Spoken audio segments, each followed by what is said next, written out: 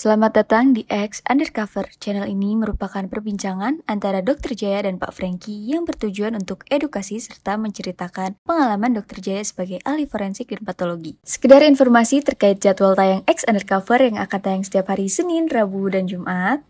Maka dari itu, untuk mendukung channel ini agar selalu memberikan tayangan yang informatif dan edukatif, kalian bisa dukung kami dengan cara like, comment, subscribe, dan share. Dan selamat menonton! Ada lagi rematik usus, dok. Nah, gini, rematik itu ternyata yang diserang pertama adalah tulang. Tapi dia bisa sendi. Tapi lama-lama dia bisa nyerang organ lain. Mata bisa kena, kulit bisa kena, usus, paru, jantung, macam-macam lagi. Jadi organ dalam itu bisa kena rematik. Kita kan janji, dok, tempo hari ngebahas rematik. Ya kan? Jadi kan ini kan penyakit yang udah zaman dulu orang udah pada tua nih, dok. Aduh, rematik gua kambuh. Jangan suka mandi malam-malam lu, nanti rematik kan. Gitu kan? Tapi yang saya mau tanya sama dokter, ini pendahuluannya dulu, dok. Dokter tahu ada satu balsem yang namanya Remason. Iya. Itu buat ngobatin rematik bukan, dok? Ngurangi gejala rematik. Oh, ngurangin gejala. Sekarang Remason udah nggak ada ya? Masih nggak sih?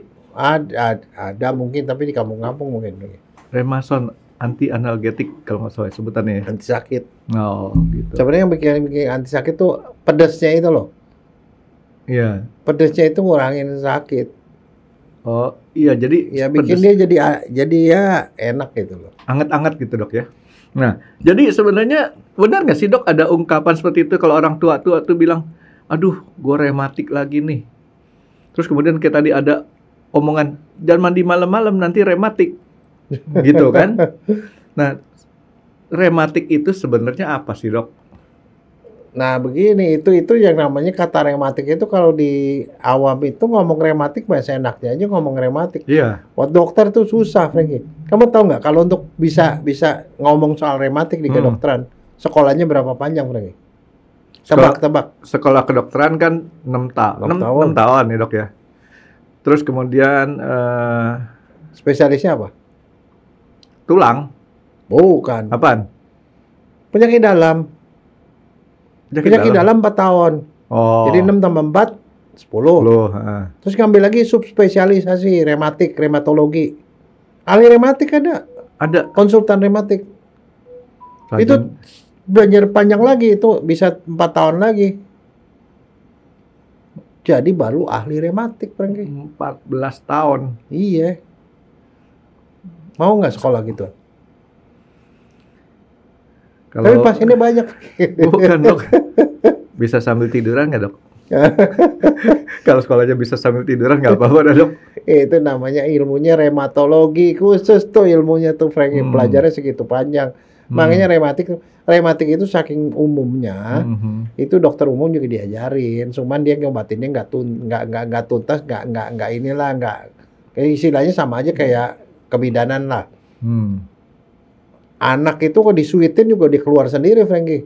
Tapi kan bisa ditolong sama dukun beranak kan. Bisa ditolong sama perawat, bisa ditolong sama bidan, bisa ditolong sama dokter umum, bisa ditolong sama dokter spesialis. Ya dong, sekolahnya beda kan. Bedanya di ilmunya, Franky. Keluarnya mah tetap aja keluar kan bayinya. Iya. Nggak pakai dokter aja keluar, dok? Nah, iya, makanya saya bilang kan disuitin aja dia keluar sendiri. Oh, zaman dulu nggak ada yang begitu-begitu, dia keluar sendiri. Ya, kalau menurut saya sih dokter spesialisasi untuk kebidanan anak ya, dok ya, untuk melahirkan tuh ngebantu kalau ada suatu persalinan yang nggak wajar lah ya. Ya enggak, tapi prinsipnya dia belajar artinya apa? Kapan seorang milih seorang yang ahli? Kalau yang ahli itu punya pengetahuan dan punya keterampilan, dia bisa nangani lebih banyak kasus dan ilmunya lebih banyak gitu loh. Lebih aman juga. Lebih aman. Gitu. Sama juga seperti kayak rematik. Tapi kalau awam bilang rematik, main seenaknya aja rematik. Kalau dokter buat diagnosis ini rematik gitu, wah nggak gampang lagi. Oh, berarti kayak ahli sulap juga, dok ya? Padahal saya bisa pindahin ini nih, dok, tanpa saya sentuh tangan saya, dok. Itu kan sulap, dok. Percaya, dok? Ya percaya. Kalau sulap sih, tapi itu dokter juga kan ahli sulap. Nggak, sulap itu sebenarnya rada aneh, Franky. Kenapa? Orang udah tahu itu dibohongin gitu loh, tapi dia percaya dan dia mau bayar untuk nonton gitu loh. Kan hebat kan? Jadi dia bayar untuk dibohongin gitu loh. Nggak ada sulap tuh yang nggak bohong Franky. Coba kita tahu itu semua ada triknya, ada. Nah, si rematik dok. Ya. Nah itu jadi gini, saya cuma mau bilang bahwa yang namanya untuk bilang dokter tuh ngomong kata Bapak kena rematik itu susah. Kenapa susah? Belajarnya dari sekian lama. Kenapa susah? Nggak gampang dan konsekuensinya besar, Franky. Kenapa? Karena kalau dia disebut rematik itu adalah penyakit autoimun. Keluar lagi ini kata-kata autoimun dok. Nah iya makanya kan saya bilang, makanya kan kita bahas autoimun dulu. Autoimun. Nah kalau autoimun kan kita udah bahas pada waktu itu dia nggak mungkin sembuh, Franky. Artinya kalau divonis seperti itu harus siap-siap, rematik itu harus berobat seumur hidup. Nah Karena autoimun kan ya. Udah kita bahas kemarin ya. Lihat episode yang lalu lah. Ya. Tapi saya mau ini dulu dok. Sebelum dokter lanjutin masalah rematik secara yang benar-benar di kedokteran. Jadi kalau masyarakat ngomong rematik itu sebenarnya apa sih dok? Ya sakit sendi. Sakit sendi. Kalau bahasa kedokteran namanya artritis. Jadi salah kaprah kalau dia ngomong. Tapi bisa juga orang bilang, oh saya sakit rematik, kenapa ini pegel-pegel? Ya itu mialgia, sakit otot. Jadi cuman sakit pada badan atau otot atau sendi itu dibilang rematik. Padahal buat dokter tuh ngomong rematik itu ada syaratnya. Jadi balik lagi ke waktu yang kita bahas waktu soal autoimun. Artinya kekebalan kita ini, si satpam ini, kekebalan itu kan fungsinya kan mestinya melindungi tubuh kita dari kalau ada kuman, virus dan segala macam. Tapi dia itu error malah nyerang badan kita sendiri. Nah kebetulan yang diserang itu sendi. Makanya jadilah disebut rheumatoid arthritis. Sakit radang sendi gara-gara rematik gitu loh. Autoimun terhadap tulang dengan terhadap sendi.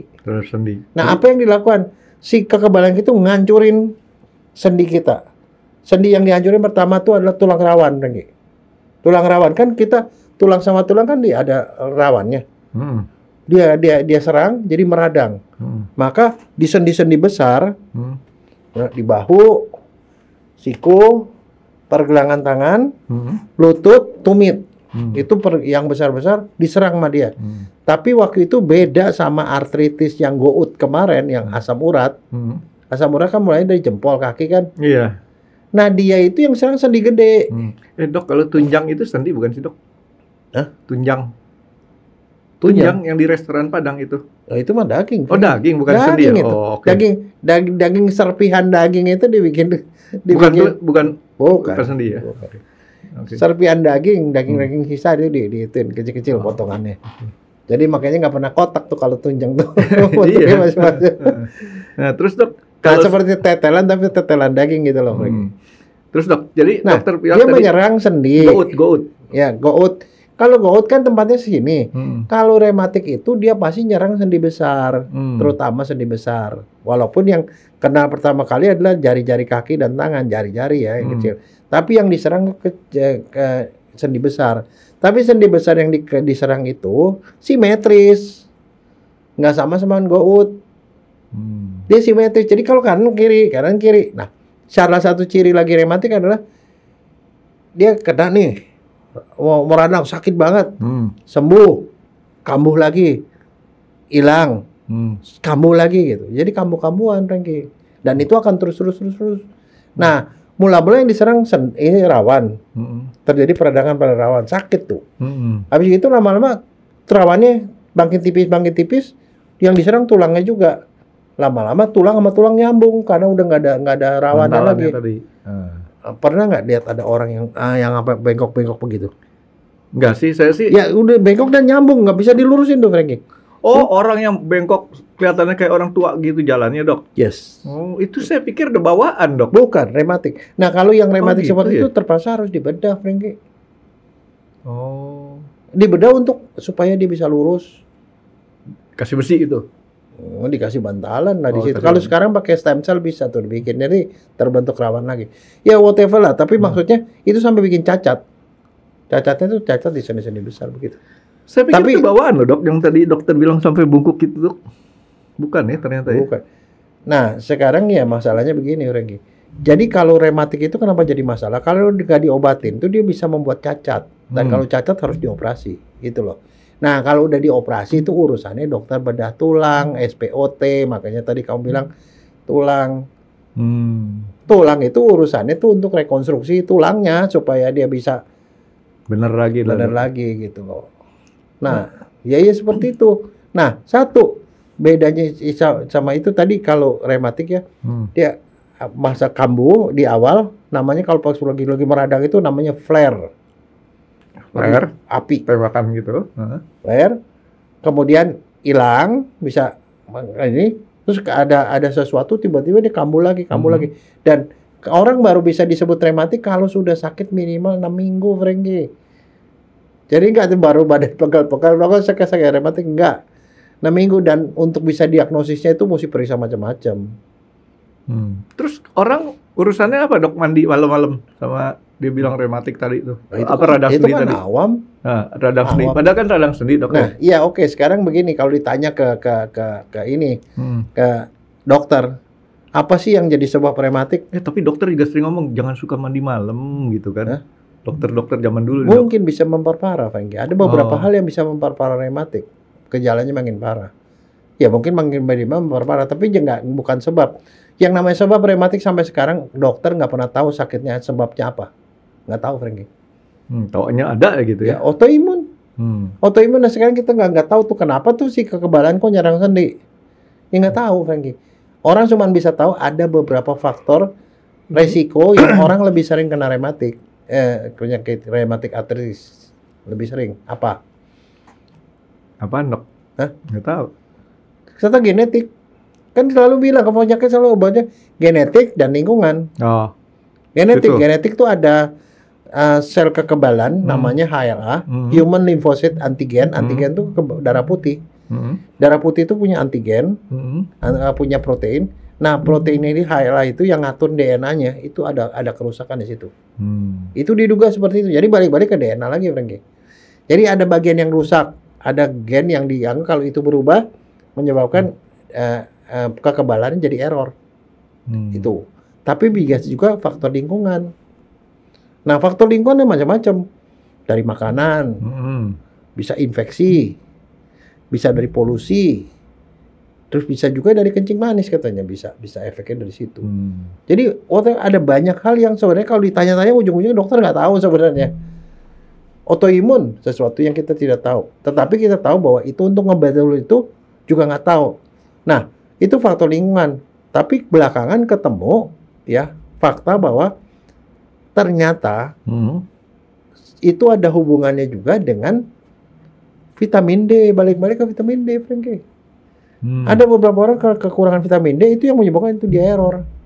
Kekurangan vitamin D. Dan waktu itu kan saya udah pernah ngomong orang Indonesia hampir semuanya kekurangan vitamin D. Vitamin D orang Indonesia cuma 17,2 satuannya. Padahal mestinya 80 ke atas. Nah, kekurangan vitamin D itu membuat kekebalannya itu rada-rada error. Itu vitamin D salah satu tuh fungsinya untuk kekebalan. Jadi kalau vitamin D diperbaiki, radangnya membaik. Jadi artinya sebenarnya kalau awam bilang, jangan mandi malam-malam atau gue nggak mau ke tempat dingin nanti rematik gue kambuh. Karena ternyata kan tadi saya bilang rematik itu ada flare, sembuh, kambuh, remisi. Waktu dia sembuh, ada beberapa faktor yang membuat dia jadi kambuh.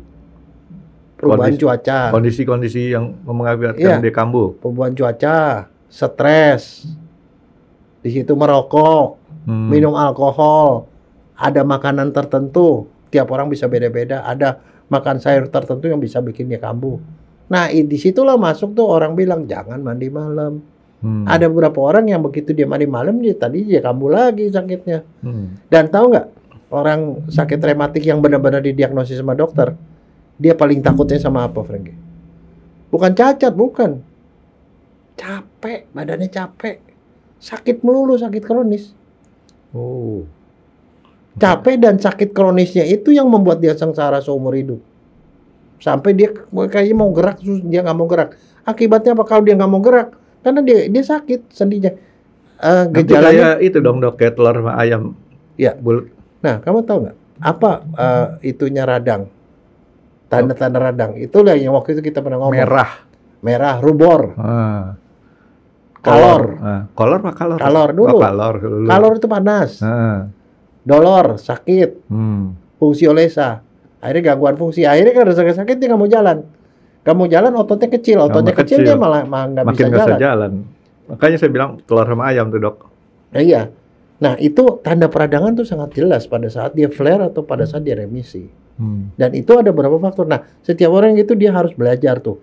Apa-apa yang bisa buat dia kambuh. Dia menghindari itu. Tapi saya bangga juga sama diri saya, Dok. Apa? Saya nggak pikun, Dok. Dokter ngasih tahu, saya masih ingat gitu kan. Yang kamu ingat pasti kolor itu loh. Kalau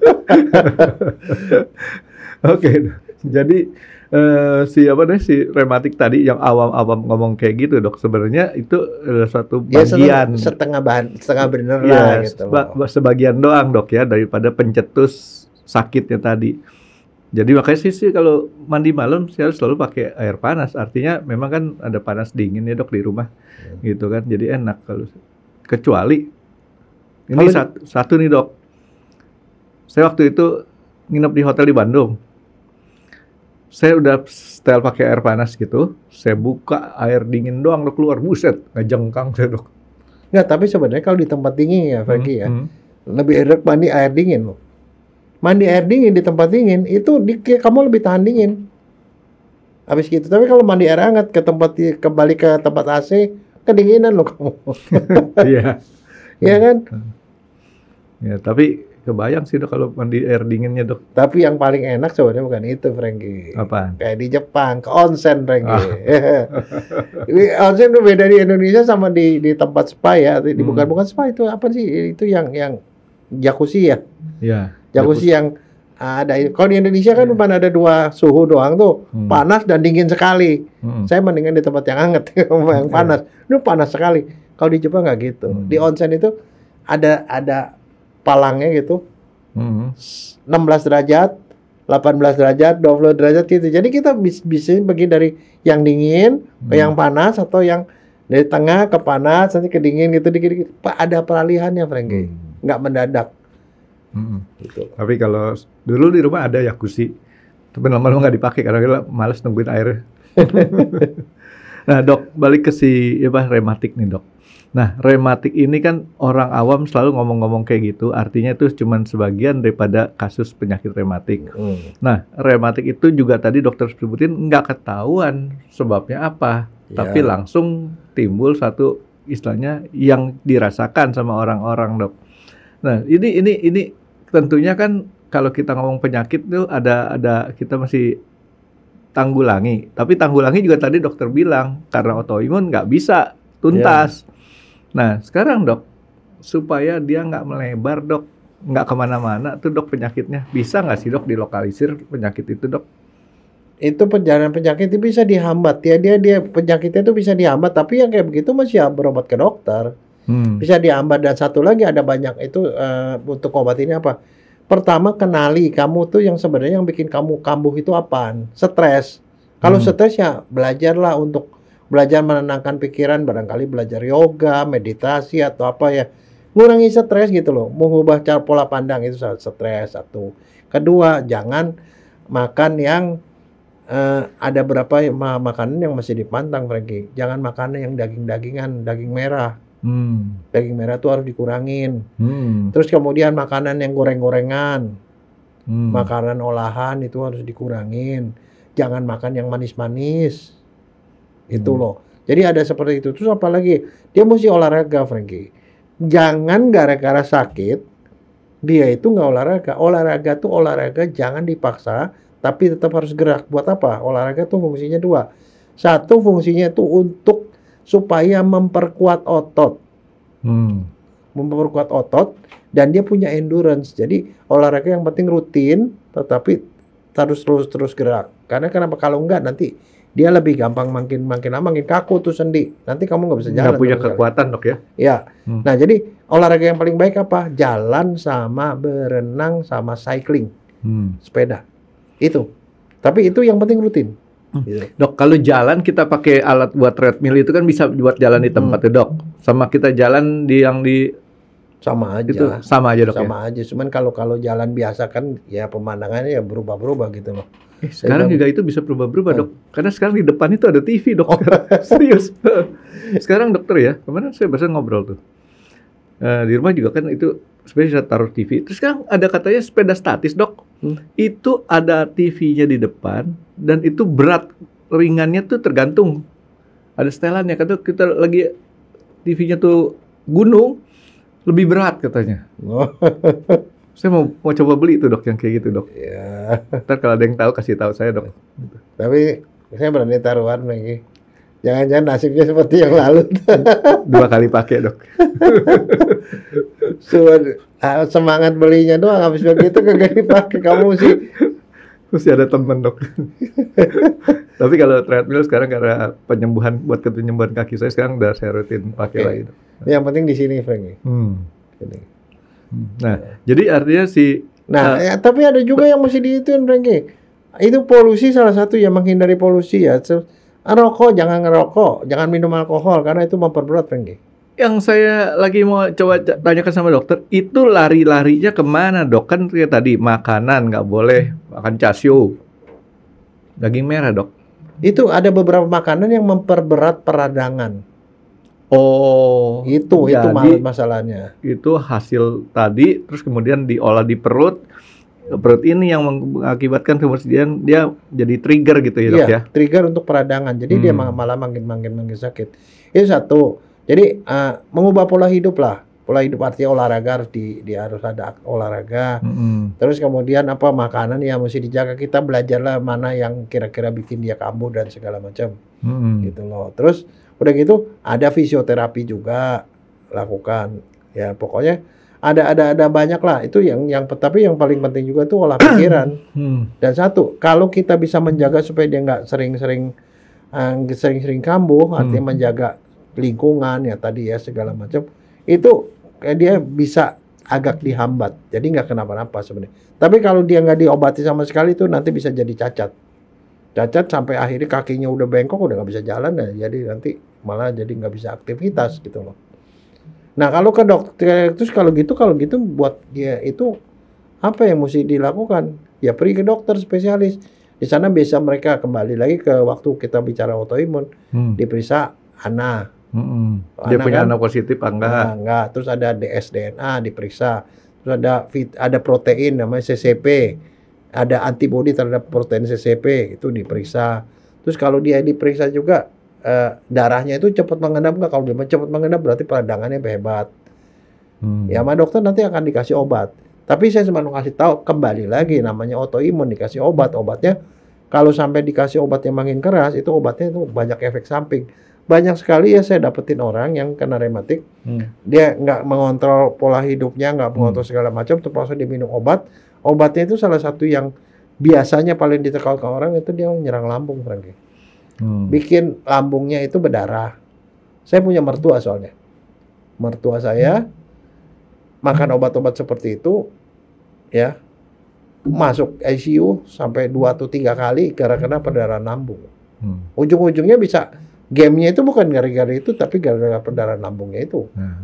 Jadi artinya harus hati-hati. Artinya lebih baik kita ngubah pola hidup segala macam dengan makan obat yang prinsipnya obat kalau rematik itu obatnya aman mungkin, obatnya efek sampingnya seminim mungkin, tetapi efektivitasnya yang paling bagus. Mertua dokter kan udah pasti lebih tua daripada dokter kan? Ya. Nah, rematik ini kan sekarang identik dengan penyakit orang tua nih, Dok. Nah, belum tentu. Nah, itu yang saya mau tanya, Dok. Jadi, rematik ini sebenarnya penyakit di golongan umur berapa? Lebih banyak pada orang tua, betul. Untuk antara 40 sampai 60. Tapi 46 remaja itu, Dok. 40 sampai 60, Dok. Menurut klasifikasi. Tapi ada juga yang lebih muda, Franky. 16 sampai 40 tuh ada. Ada? Ada. Tapi jarang. Namanya Yola. Orang Bandung.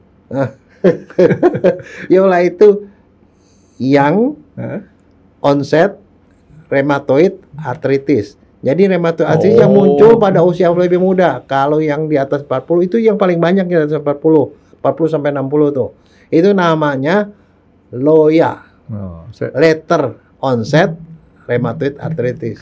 Saya pikir Yola yang atlet renang dok, yang dari Bandung yang suka mukul-mukul bola. Tapi kalau dibilang itu orang tua, ya di atas 40 umumnya. Tapi yang di bawah pun bisa. Jadi lebih awal dia muncul. Nah sekarang satu lagi, kebanyakan yang kena perempuan, Franky. Laki-laki iya bener loh.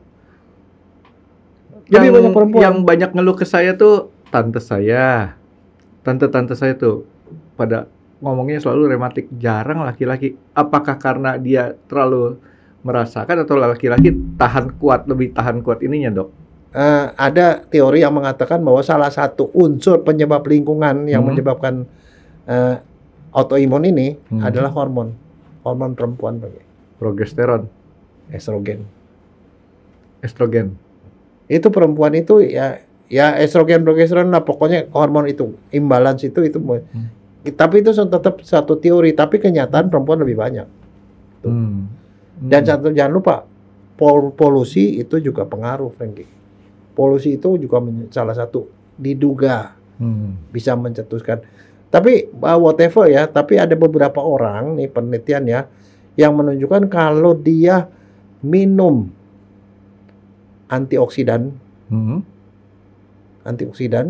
dan minum vitamin D yang cukup, itu gejalanya sangat kurang. Bisa diturunkan, ditekan. Ya. Karena kenapa? Kita sudah tahu yang namanya vitamin D itu adalah vitamin untuk sendi dan otot dan saraf. Dia efeknya ke sana. Jadi dia memperbaiki peradangan. Antioksidan juga sama. Antioksidan ada di mana? Balik lagi kalau kita ngomong antioksidan adanya di sayur-sayuran. Jadi harus perbanyak makan sayur dan buah. Tapi jangan dibalik. Sayur dijadiin meal, buah dijadiin ngemil. Jangan ngemilnya coklat. Jangan ngemilnya donat. Donat kalau mau boleh, tengahnya aja, Franky. Ya, soalnya kalau saya sih ngemil sih enggak dok, aman. Cuman yang di rumah kan banyak perempuan. Nah itu saya bilang perempuan tuh selalu ngemil sama ngemol gitu.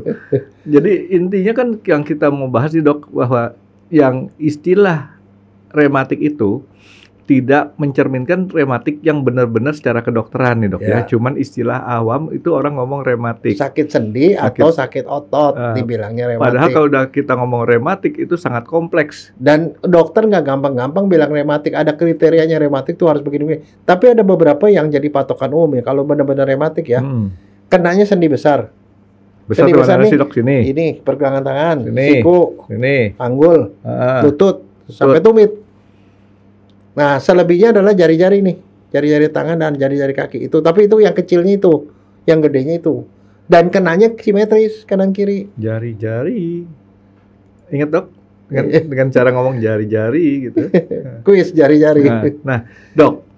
Ada istilah kadang-kadang ya. Kemarin saya ketemu salah satu bekas, ya kita nggak bilang bekas ya. Sampai sekarang juga kalau buat saya sih, sekali dia guru atau dosen ya tetap dosen saya ya. Ya guru lah di mana-mana juga. Nah itu, dia bilang kena rematik tulang. Ya rematik itu menyerang sendi. Sendi itu tulang rawan yang diserang. Lama-lama tulang rawannya udah habis, tulangnya pun kena. Begitu tulangnya kena, tulang-tulang nyambung. Dan orang kan posisinya kan biasanya lebih kadang merengkel begini. Jadilah ini nyambung, nggak bisa diginiin lagi, dia udah nyambung menyatu. Itu udah kondisi udah gitu udah cacat. Nah itulah urusan dokter SPOT, bedah tulang.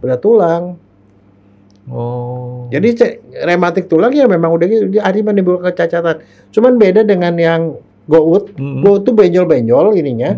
Kalau dia tuh bentuknya berantakan begitu. Gout yang nemuin orang Betawi dok ya? Iya mungkin Ogut. Gitu. Ada kan dulu itu pelawak yang namanya Ogut. Si Ogut. Nah jadi artinya di sini nggak salah kalau dia ngomong itu rematik tulang. Ada lagi rematik usus dok. Nah gini, rematik itu ternyata yang diserang pertama adalah tulang. Tapi dia bisa sendi. Tapi lama-lama dia bisa nyerang organ lain. Mata bisa kena, kulit bisa kena, usus, paru, jantung, macam-macam lagi. Jadi organ dalam itu bisa kena rematik. Nah kalau tadi kan saya udah bisa ngebayangin dok, karena si tadi dokter bilang dia udah menyerang si tulang, tulangnya jadi kaku. Kalau usus dia serang, itu gejalanya sampai kayak gimana tuh? Gangguan usus. Ya mual, muntah, mencret apa segala menjadi gangguan usus. Kalau yang paru-paru yang karena paru-paru kalau kita periksa, ada bulat-bulatan atau jaringan gitu, parut. Jadi ada noodle. Jadi dokter bisa salah diagnosis. Wah, itu kanker tuh. Ternyata bukan, rematik. Jantung bisa klepnya bocor, apa sih? Jadi ada macam-macam penyakit jantung yang ternyata sebenarnya adalah rematik. Tapi itu dia bisa nyerang termasuk menyerang saraf, Frankie. Saraf bisa kena. Jadi rematik itu jahat karena istilahnya nih kekebalannya udah ngaco gitu loh, apapun diserang sama dia. Tapi ya kalau gitu udah tahap-tahap akhir lah biasanya. Jadi lebih ringan si asam urat, Dok, ya, dibandingin sama rematik. Dan asam urat juga nyerangnya tuh satu sisi doang, kalau dia dua-dua. Dan jangan ngomong kalau misalnya soal rematik ini ya, dia rematik itu nggak bisa begitu orang kena gitu dibilang itu rematik, enggak, dia masih 6 minggu ke atas bisa bertahun-tahun kemudian. Rematik itu stereo, kalau asam urat mono. Jadi begitu. Oke. Nah, kalau kayak begitu anak muda sama orang tua tadi persentasenya lebih banyak yang mana? Oh, jauh tua. Yang tua kebanyakan di atas 40 di atas 40 tahun itu. Jadi sementara kalau kita hidup waktu musim mudanya tuh benar. Arti benar dengan pola hidup yang baik, kemungkinan terkena rematik pada saat di atas 40 tuh kecil, Dok, ya. Iya. Nah, untungnya, Dok, saya untungnya gini. Saya baca kamu statistik. Kamu kayak pedagang untung terus. Mangga 2, Dok. Saya baca statistik yang dengerin podcast kita kebanyakan masih pada muda-muda nih, Dok. Iya. Jadi artinya tadi dokter ngomong kayak gitu, saya senang. Artinya kenapa? Ini masih bisa ditonton ataupun didengar ya. Ada yang sambil nyetrika karena Dok dengerin kita punya podcast ini ya. Artinya didengerin supaya istilahnya memakai pola hidup yang benar, supaya nggak ngumpulin penyakit. Ya, betul. Jadi nanti masa tuanya dia istilahnya pengeluaran terhadap pengobatan ya kecil lah, Dok, ya. Iya. Nah, satu ya yang kalau menurut saya sih kalau yang harus dari awal tuh selalu saya bilang begini. Kita tuh harus yang namanya, kan waktu itu saya pernah nanya ke kamu, yang namanya makan itu sebenarnya kebudayaan apa kebiasaan atau bukan? Itu kebiasaan, Frankie. Jadi kalau kita biasakan anak dari kecil itu makan yang sehat, ya akan sehat. Ini sebenarnya makan yang sehat apa? Itu harus dari awal. Karena ujungnya kalau nggak jadi penyakit di ujung. Setuju tuh, Dok. Nah, saya dulu punya anak saya tuh nggak semuanya juga makannya jago, Frankie. Kebanyakan anak itu orang tua yang salah. Karena kenapa? Anak itu dari sejak awal tidak dibiasakan makan sayur. Padahal sayur itu adalah antioksidannya banyak. Ini saya ajarin aja, Dok, cara orang tua saya didik saya makan sayur, Dok. Ya. Sayur tuh waktu masih kecil, Dok, itu kalau kita makan rasanya pahit. Ya. Betul kan, Dok, ya? Apapun daun, istilah kita makan mie ada caisimnya, caisimnya kita buang karena pahit. Makan sayur bayam, enggak, itu kita cuma makan sayur bening, makan kuahnya, minum kuahnya doang. Kecuali kangkung tuh nggak usah diajarin, udah enak gitu kan. Nah, orang tua saya agak konyol-konyol dikit, tapi ya just bilang, nanti kalau Frankie makan sayur, nanti dikasih ya mainan ya. Wih, lupa sama-sama pahitnya, Dok. Satu lagi, Frankie, kasih nonton apa yuk? Popeye the Sailor Man. Makan bayam, orang bilang kan apa mesti makan bayam? Tanya aja Popeye. tapi begini ya, anak saya itu termasuk susah makan. Jadi kalau makan gitu, tapi saban kali dia makan kan waktu mulai dia pasti kan, mulai makan bubur kan, itu di situ dimasukin hati ayam, dimasukin daging, dimasukin udang, dimasukin sayur, semua di blender semua. Dia udah terbiasa. Waktu pertama kali kita bikin sayur asem, ya kita cocolin ke mulutnya, pokoknya dibiasain gitu loh. Akhirnya biasa makan itu. Sampai besar, Frankie. Cuman saya mau nitipin pesen nih. Kalau model saya tadi dikasih hadiah, Dok, ada cara yang sederhana. Sekarang menurut saya, Dok. Kalau dia nggak mau makan sayur, jangan kasih nonton TV atau jangan kasih itu. Artinya kan kita paksa secara halus supaya anak mau makan dengan iming-iming yang nggak usah keluar duit lagi kan, Dok. Ya. Kalau kasih hadiah kan modalnya gede. Ada satu lagi, Frankie. Apa, ada Dok? satu cucu saya tuh senangnya daging. Nah, loh. Nah, daging aja, nggak makan sayur. Dibawa ke restoran Korea. Cara makannya orang Korea makan daging gimana? Pakai mulut, Dok. Betul kan? Sayurnya banyak. Dagingnya itu dibakar segala macam, ditaruh di itu, dibungkus sama sayur, dibakar sama sayurnya. Akhirnya dia sayur lagi. Begini, habis begitu gara-gara begitu saban kali kemana ke restoran gitu, ke restoran bukan restoran Korea, dia nyari salad Frankie. Daun dibungkus soda. Nggak, sebenarnya kan tadi dokter bilang waktu kebiasaan itu benar banget ya, karena artinya kalau kita biasain makan sayur yang tadinya rasanya pahit udah nggak ada rasa pahitnya lagi. Dan satu lagi Frankie, kebiasaan yang harus dihindari Frankie, habis makan dikasih es krim. Es krim itu nggak bagus, nggak ada yang bagus Frankie. Es krim itu gulanya tinggi sekali, bikin obesitas. Ya dia bikin peradangan tuh, bagaimana bikin peradangan? Dia bikin obesitas, bikin penyakit jantung, bikin penyakit stroke segala macam. Kencing manis. Jangan pernah biasain begituan. Habis selesai makan kasih makan buah. Minumnya jangan minuman manis, kasihnya minum air putih. Cucu saya tuh air putih harus, nggak ada, dia ngomong nggak ada, pokoknya yang manis-manis nggak ada, air putih. Tapi dikasih makanan juga, ya pokoknya kita kalilah supaya dia terbiasa gitu sehingga dia bisa nerima apapun yang bisa masuk ke badan mulutnya gitu. Air putih, ini bahasa Indonesia rada kacau ya dok ya. Udah air putih lagi. Kalau air putih itu susu. Iya. Kita kan mesti kan air bening ya dok ya. Iya. Sampai suatu ketika saya dalam waktu masih kacau, dokter kan kalau ke Jepang kan nanya minta air putih gitu dok ya. Dokter pakai bahasa Jepang. Iya. Misu okodasai. Nah, saya satu kali awal-awal saya keluar negeri, saya tanya sama pelayannya Pak Sul, white water dok. Dikasihnya soda, Frankie. Soda. Maksud saya air putih gitu kan. Enggak, tapi dikasih soda loh. Air yang putih-putih itu soda semua, Frankie. Tulis gitu-gitu. Kalau bukan yang mineral water itu dikasihnya soda, Frankie. Putih. Tapi soda juga nggak bagus. Nggak bagus. Nah, kayak soda gitu dok, itu mempengaruhi untuk pola hidup kita nggak? Kadang-kadang aneh dok ya. Di luar negeri dok, serius ini kan artinya kan mereka jarang minum air putih. Yang minum air soda. Ya, emang di Jepang juga sama. Kalau kamu beli yang putih-putih gitu soda isinya. Itu terhadap kemungkinan terjadinya si rematik tadi, itu salah satu minuman yang berpengaruh nggak dok? Dia itu nggak bagus buat tulang, Frankie.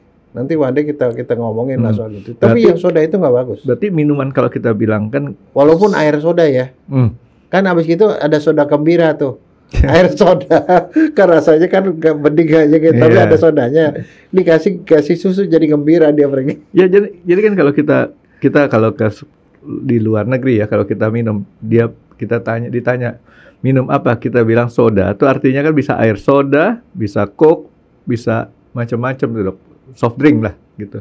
Itu nggak bagus tuh dok ya? Nggak bagus. Nggak bagus. Jadi pertama kalau untuk mengurangi resiko rematik, kurangi stres. Ya.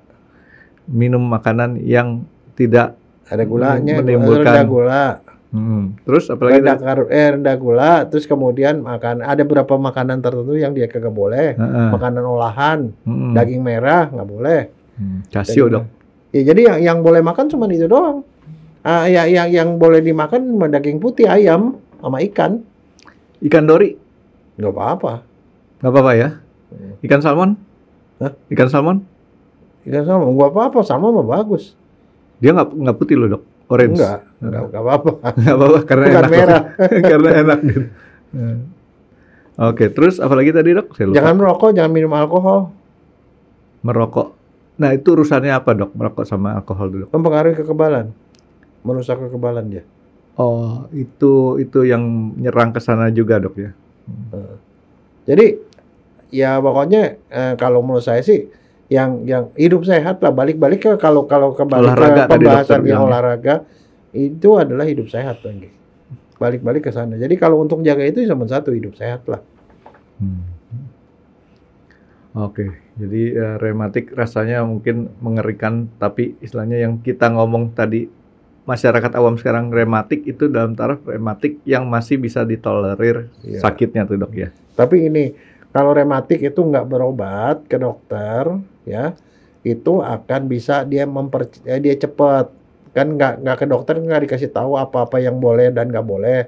Namanya bisa mempercepat perburukan, makin buruk nanti lama-lama bisa cacat. Kalau dia cacat bisa harus ke dokter bedah, gitu loh. Itu aja masalahnya. Dan satu, nggak usah disetresin lah. Kan kita udah ngomong waktu itu autoimun. Itu penyakit yang begitu itu, tapi dia bisa dibalikin kalau kita baliknya hidup sehat gitu loh. Gitu. Dok, saya lupa apa tadi udah kita bahas apa belum? Gejala awalnya apa dok? Kalau rematik itu dok? Rematik di awalnya tuh dia kan kaku-kaku dan nyeri-nyeri sendi kecil itu boleh kaku-kaku kadang-kadang mulainya dari situ. Tapi dia simetris. Kanan kiri gitu ya. Nah, jadi biasa tapi nggak mungkin kanan doang, nggak mungkin kiri doang. Jadi pada waktu dia itu seperti itu boleh berobat ke dokter karena lebih dini dia diobati itu lebih bagus karena kondisinya belum terlalu parah. Tapi begitu dia udah mulai nyerang sendi besar itulah rematik. Nah, kalau sampai parah dok, itu tadi dokter bilang ada dokter spesialis ngurusin penyakit rematik. Ya. Spesialis apa namanya dok? Spesial SPPD, konsultan rematik ya. SPPD. Iya, penyakit dalam konsultan. K-nya rematik. Oh, panjang tuh dok ya sekolahnya. Jadi kalau itu dia bilang penyakit dalam rematik ya udah dikasihnya obatnya dokternya itu gitu ngurusin ituan doang. Dan itu penderitanya banyak loh, Franky, lumayan banyak. Ya, cuman orang masih belum tahu dok. Disangkanya rematik cuma sebatas tadi dok. Iya. Iya karena rematiknya rematik awam. Kaku-kaku ini kan. Ya rematik awam masalahnya. Dan itu adalah gejala awal tuh dok ya. Oke dok, jadi ya. Tapi ya itu salah satu cirinya tuh dia simetris dan satu lagi ada fase dia sakit terus hilang, kambuh lagi, sakit hilang, kambuh lagi itu nggak berhenti Franky. Dan itu ada makan waktu sekitar 6 mingguan seperti itu. Di atas 6 minggu tuh baru boleh disebut rematik kalau nggak bisa. Dan belum itu 6 minggu udah hilang, itu artinya bukan. Enggak. Dan kalau dia kayak begituan itu dokter untuk disebut rematik itu perlu pemeriksaan macam-macam periksa lab dan segala macam itu. Sampai lab segala macam. Nah, jadi udah gitu dinyatakan kan vonis kan itu, nggak gampang. Nah dok, ini balik lagi nih. Penyakit rematik awam, saya sebut penyakit rematik awam. Iya. Itu ada beberapa obat tradisional yang biasa dipakai.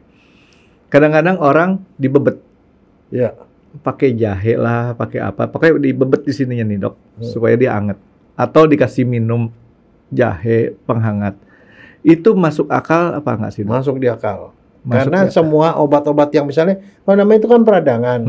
Peradangan kalau kemudian dikasih yang salep-salep apa yang anget-anget itu ya akan mengurangi peradangan. Tapi artinya tidak menyembuhkan ya dok? Enggak hanya untuk mengurangi dan habis dia kurang itu terus hilang ya karena memang pada fase yang dia normal, tapi dia kambuh lagi. Tapi kan lumayan dok, pada saat sakit tidak terlalu sakit. Nah itu dia makanya gara-gara gitu kadang-kadang suka melakukan pengobatan yang ngobatin sendiri yang kemudian tidak menyelesaikan masalah. Jadi artinya kalau kita udah tahu kayak gitu, kita tetap boleh gunakan pengobatan ya tradisional, tapi kita mesti sadar diri ini bukan suatu jalan keluar. Iya, karena pelan-pelan dengan berlalunya waktu, itunya rawannya makin lama makin hancur. Kalau rawan udah hancur kan tulangnya juga kena. Nanti kalau tulang kena bisa organ lain bisa kena, itu loh masalahnya. Tapi penyakit kepala otak nakal saya mulai ngaco lagi nih dok. Iya. Kan ini penyakit autoimun. Kita ke dokter spesialis rematik juga nggak bisa sembuh juga dok. Iya, mereka akan mengontrol segala macam sehingga gejalanya seminim mungkin. Orang rematik itu yang jadi masalah buat mereka satu nyeri kronis, nyerinya berulang satu lagi badannya capek, Franky. Oke, jadi artinya kita ke dokter ahli rematik pun kita diberikan satu cara untuk meminimalisir. Iya, dan mencegah supaya kerusakan yang di sendi itu tidak berlangsung secara progresif. Sampai menimbulkan kecacatan apalagi gitu loh. Artinya ya kalau bisa di stop di level itu aja dok, gitu dok ya? Iya. Bukan kemudian itu menghilangkan. Ya, tapi kan kalau beberapa orang kalau misalnya ternyata rematiknya terjadi karena pengaruh banyak karena kekurangan vitamin D, barangkali dengan cara sama dokter dikasih vitamin D bisa jadi sembuh, dia bisa menghilang dan nyari sembuh gitu loh, atau malah sembuh. Ada yang ngomong seperti itu. Dikasih karena dia ternyata kekurangan antioksidan, dikasih antioksidan ternyata sembuh. Oleh karena itu kita perlu periksa lab segala macam tadi dok. Nah, iya, makanya jadi maksudnya jangan coba pakai logika sendiri. Jangan terlalu percaya sama mbah Google juga dok ya. Ya iyalah, karena Mbak Google kan kita nggak bisa periksa lab. Mbak Google tolong periksa lab gitu kan. Enggak, nanti one day Franky kalau udah masanya sampai ke film Star Trek Franky, ya kita cuma perlu pen.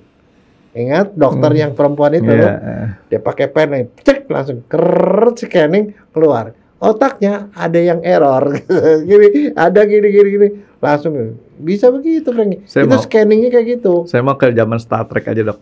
Kenapa? Nggak perlu disuntik, kan dokter tahu saya paling takut disuntik. Jadi cuma digituin, ditempel doang, tak udah sembuh. Ya kan, kasih vitamin. Ya, tapi itu filmnya tuh luar biasa loh, bagus. Imajinatif, tapi yang bukan nggak mungkin, Dok. Ya, karena kalau saya punya pemikiran ya, itu Star Trek ya, bagusnya apa? Itu semua masih masuk akal untuk dikerjakan. Kalau sekarang dia udah mulai ke sana, ya. Kayak film Mission Impossible sekarang udah bukan Mission Impossible lagi, itu possible. Enggak, ya, tapi sebenarnya kalau menurut saya itu yang kita mesti terbuka untuk hal seperti itu. Saya di zaman dulu orang tahu nggak, Frankie? Ada satu teknologi kedokteran yang sangat disesali oleh dokter. Apaan, Dok? Hah? Apaan? Penemuan stetoskop. Oh. Kenapa? Ya, kok disesalin, Dok? Menjauhkan dokter dari pasien. Zaman dulu kalau kita mau dengar suara napas si pasien, dokternya mesti nempelin kupingnya di sini, Frankie. Kalau nggak pakai itu yang kayu. Enggak, itu belakangan. Justru itu yang disesalan sama dokter. Kalau nggak ketemu itu linek itu loh, yang kayu itu ditempeli gitu, dokter tuh nempelin kupingnya di sini loh. Kalau ini panuan, nyesel lagi dokternya. Tapi separuh pasiennya kan perempuan. Habis gitu bilang, kenapa nemu stetoskop jadi jauh gua sama pasien, katanya. Nggak apa-apa, bagus, Dok. Jadi itu lebih etik. Tapi gini loh, Frankie. Itu itu saya tuh dulu ya sering baca buku-buku ya, buku-buku penemuan kedokteran tuh banyak yang bagus-bagus loh, Frankie, ceritanya. Ceritanya itu kenapa dokter tuh bisa menemukan beberapa teknologi itu yang kemudian itu sangat luar biasa karena pengalaman sehari-hari. Misalnya contoh, kamu pernah tahu nggak ada kalau kamu pergi ke dokter, dengan pakai stetoskop, begitu dada kita ketok-ketok loh, tak gitu. Penemuannya kita tahu nggak gimana? Yang nemu itu seorang dokter yang bapaknya adalah orang yang buat wine. Buat wine dimasukin dalam itu kan gentong kayu tuh, ditaruh di bawah tanah kan. Yeah. Terus bapaknya bilang, ambil tuh wine. Kan ada beberapa gentong kan, terus ada kerannya kan. Yeah. Dia kan nggak tahu di dalamnya ada wine apa enggak. Bapaknya ngajarin bagaimana caranya. Diketok kan. Tong duk, berarti sampai situ batasnya kan. Itulah dokter itu kemudian yang menciptakan metode ketok-ketok dada ini. Dengan ketok-ketok ini dia bilang, oh ini ada air ini di dalam nih, paru. Di dalam rongga sini. Kayak gitu loh, Frankie. Jadi nggak perlu ngomong tuh, Dok ya. Tuk, sepada gitu ya. Dok, tapi yang saya mau ngomong Star Trek ini, Dok. Dokter tahu nggak, kalau kita kecepatan itu cuman kita tuh bagaimana cepat itu memindahkan berasal dari satu tempat ke tempat lain, Dok. Itu masih belum apa-apa kalau menurut saya, Dok. Berapa cepatnya pun itu dengan teknologi pesawat terbang atau apa, itu masih belum sehebat Star Trek. Karena apa? Yang di Star Trek itu dia merubah molekul-molekul padat menjadi molekul-molekul mengurai, terus di sana didekomposisi lagi, Dok. Teleport namanya itu. Iya, itu baru hebat. Merubah bentuknya. Gitu. Tapi kamu tahu nggak cerita? Saya nggak tahu. Itu ada salah satu komik tuh waktu SMP dulu. Itu pakai alat teleport itu, dia masuk situ, dia masuk ke sana, dipindah sana. Apa mau pada waktu dia masuk situ, terus ada cicak masuk ke situ, Frankie. Molekul dia bercampur sama cicak ke sana, dia jadi manusia cicak, Frankie. Itu sial namanya. Lo tapi jadi superhero di sana. Oke, Dok. Jadi ini dokter untuk si rematik ada pesan lagi, Dok? Ya pokoknya gini ya, cuman begini. Maksudnya rematik awam itu nggak sama rematik dokter. Itu ada dokter khusus spesialisnya yang ngurusin gitu. Itu termasuk autoimun. Jadi ya dia akan hilang timbul, tapi diagnosis juga susah. Tapi kalau sudah kena, ya perbaiki pola hidup karena salah satu yang sangat membantu sekali pola hidup gitu. Dan jangan lupa harus selalu ke dokter untuk mencegah supaya dia nggak makin memburuk begitu. Tapi itu bukan akhir segalanya. Karena dengan mengubah pola hidup ya dia akan sangat dikurangi dan akan sangat bisa meningkatkan kualitas hidup begitu. Itu aja pesennya dok. Ya. Kalau gitu sekarang gantian saya mau pesen dok. Apa? Pesen minuman dok. Oke, thank you dok. Terima kasih sudah menonton X Undercover. Jangan lupa like, comment, dan subscribe. Dan ditunggu ya video-video kami selanjutnya. Nah, buat kalian, jika ada pertanyaan untuk Dr. Jaya, boleh banget komen di bawah. See you guys!